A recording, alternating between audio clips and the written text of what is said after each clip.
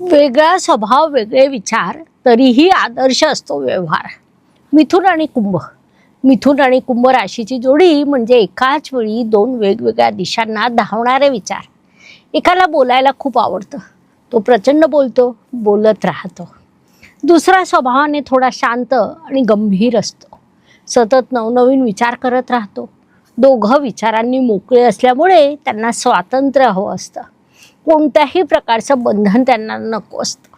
असे हे दोघे जेव्हा एकत्र येतात तेव्हा काय होत असेल? त्यांच्यात कनेक्शन तयार होत असेल की कन्फ्युजन?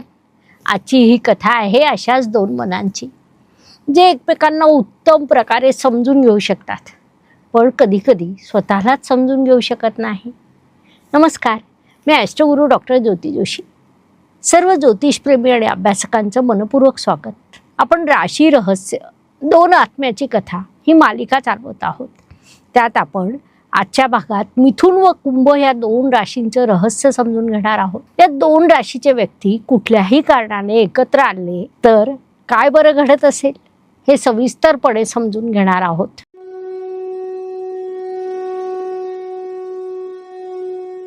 मनुष्य जीवनामध्ये अनेक गोष्टी योगायोगाने घडत असतात.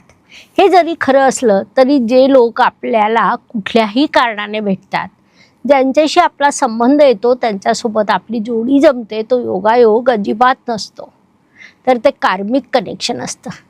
राशींचं कार्मिक कनेक्शन केवळ या जन्माचं नाही, तर त्याचा संबंध मागील जन्माशी असतो.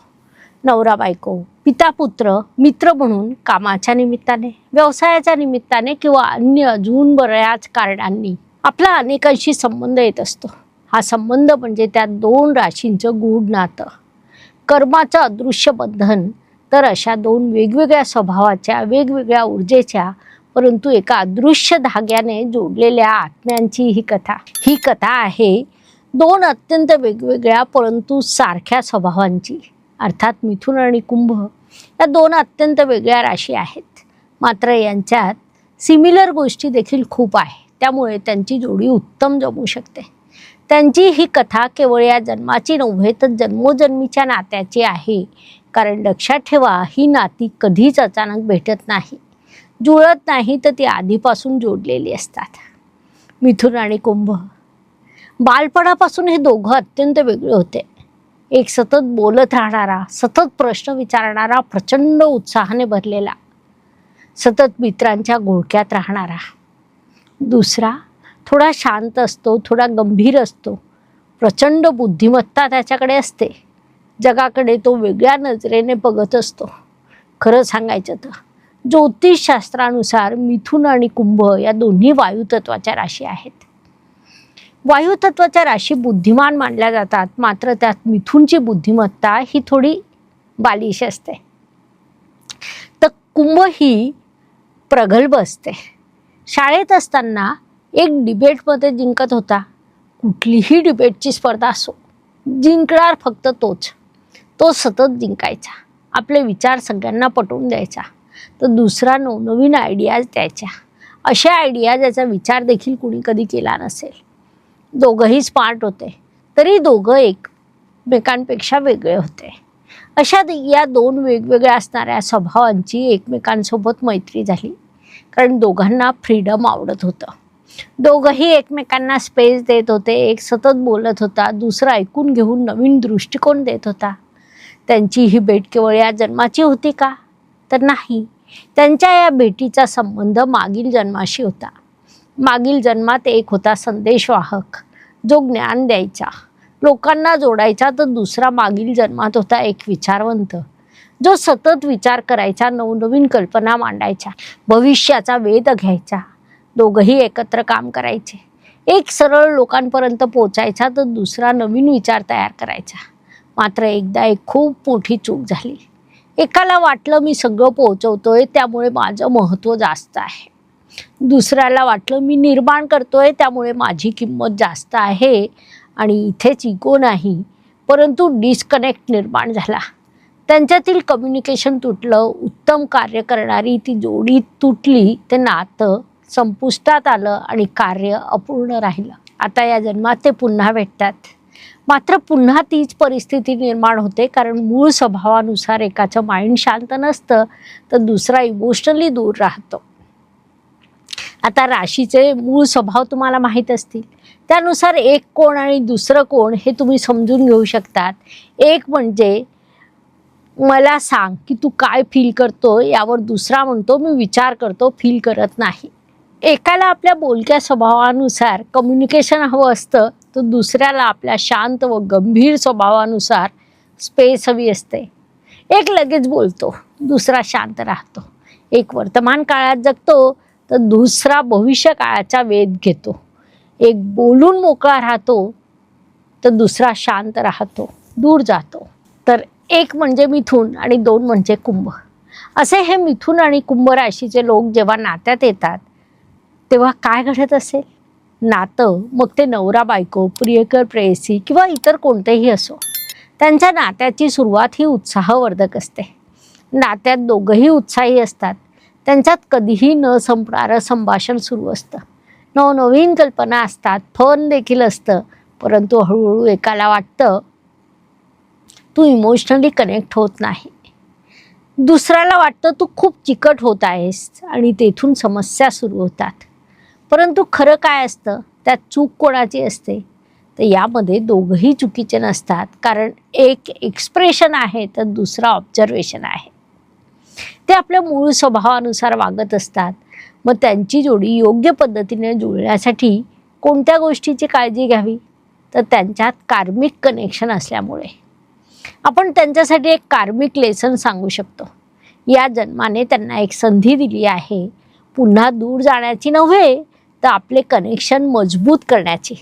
मग या जन्मात त्यांनी शिकायचं आहे, जेणेकरून त्यांची जोडी आदर्श जोडी बनू शकेल. तर एकाने संयम राखणं शिकायचं आहे, दुसऱ्याने आपल्या भावनांना प्रकट करणं शिकायचं आहे. मिथुन राशी संयम ठेवू शकत नाही, तर कुंभ राशी आपल्या भावनांना योग्य प्रकारे मांडू शकत नाही. म्हणून त्यांनी या गोष्टी शिकायला हव्या, कारण मागील जन्मात जिथे त्यांचं कम्युनिकेशन तुटलं, जे कर्म अपूर्ण राहिलं, ते कर्म त्यांना या जन्मात पूर्ण करायचे आहे. समजा कामाच्या ठिकाणी, व्यवसायामध्ये मिथुन व कुंभ राशीची जोडी असेल तर काय होईल? तर आपल्या मूळ स्वभावानुसार एक कम्युनिकेशन मास्टर, दुसरा इनोव्हेशनचा मास्टर. एक कनेक्ट करतो, दुसरा क्रिएट करतो. थोडक्यात हे दोघं जोडीने उत्तम काम करू शकतात. किंबहुना ही जोडी सोबत काम करून खूप मोठी कमाल करू शकते, असं देखील आपण म्हणू शकतो.